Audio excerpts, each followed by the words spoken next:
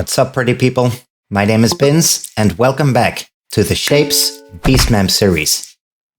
Let's locate ourselves within the series, shall we? We are currently in Chapter 5 about the physical production lines. Within it, we hone in on the part that's in charge of creating the flat and floating pieces. Of those pieces, we are looking at the flat ones first. And regarding the flat pieces, we have talked about the physical aspect and are now looking at the wiring. On the wiring layer, we narrow our scope even further to the part that handles the inputs.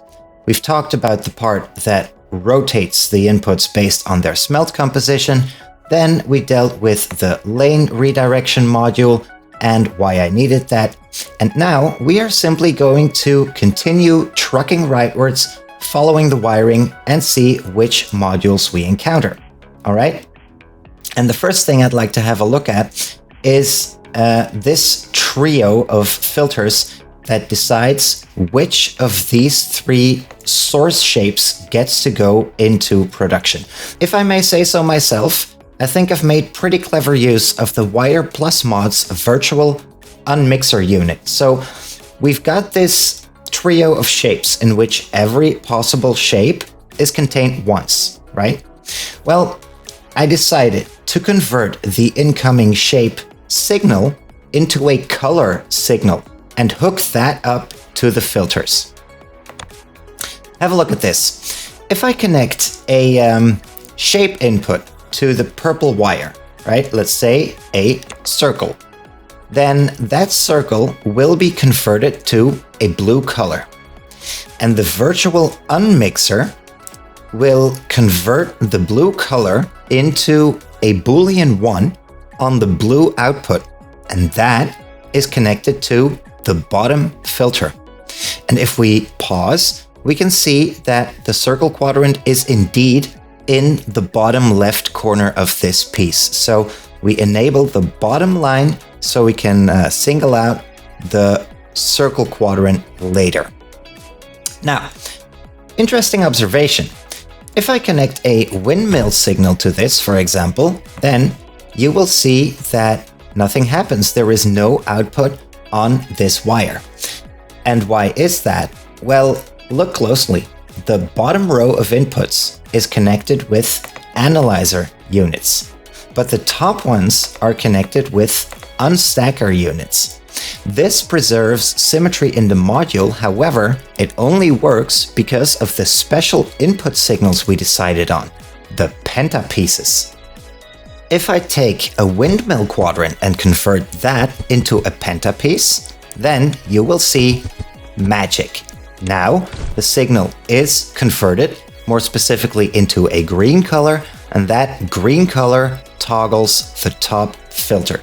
The top filter contains the windmill quadrant in the top right corner. Nifty, isn't it? Ah, I love this game.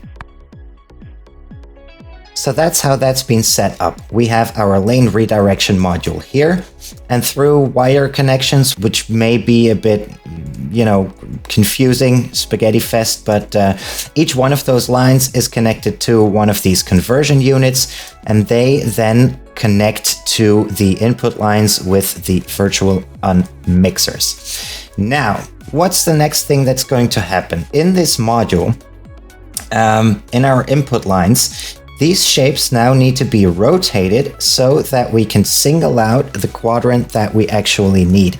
And I think I've mentioned it at some point, but I will repeat it again. The unit, the form, the shape that we actually need, I want it to be positioned in the top left corner. And the reason for that is because I connected the rightmost line of the quad cutter right here. And that is the top left corner of the input shape. So I wanted that one to be the one that we are going to single out and pass onwards to the following modules. So how do we determine this rotation? Well, we are going to use the penta pieces once again.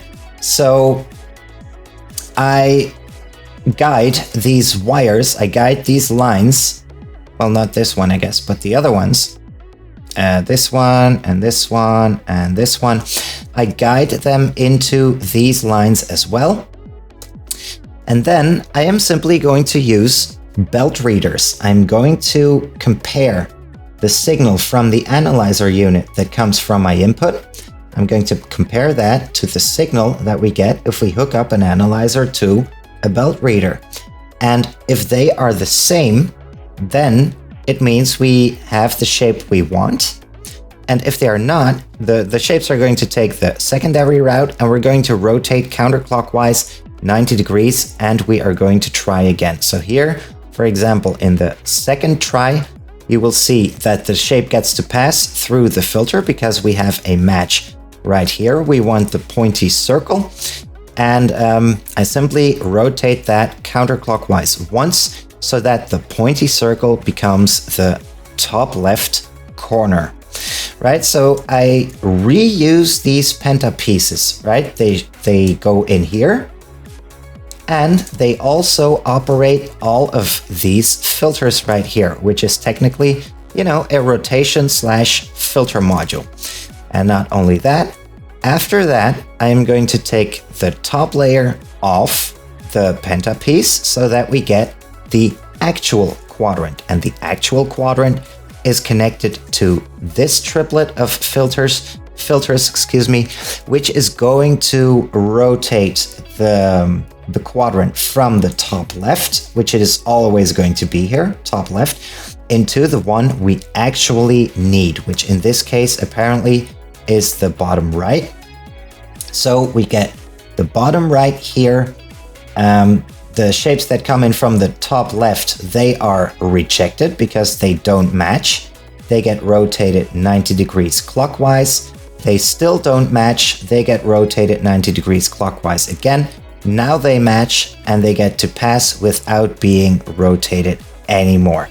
That is, that is how that works. And this is already where we're going to wrap it up for today. You can see how this pentapiece approach pays off, as it saves on, you know, a lot of real estate on the wiring layer. And next time, as announced, we will be looking at a much harder topic, which is the way in which these two filters are toggled. And a lot of thought has gone into that. And the next video will definitely be a lot longer and contain a lot more content, also more complicated content, I guess, because the wiring setup that leads to these two filters behaving the way they should, that is quite complicated. So I hope you're excited about that. Be sure to subscribe if you are, but for now, I am going to sign off. I've been Binz. I want to thank you for watching, and I want to wish you a great day. Take care. Bye-bye.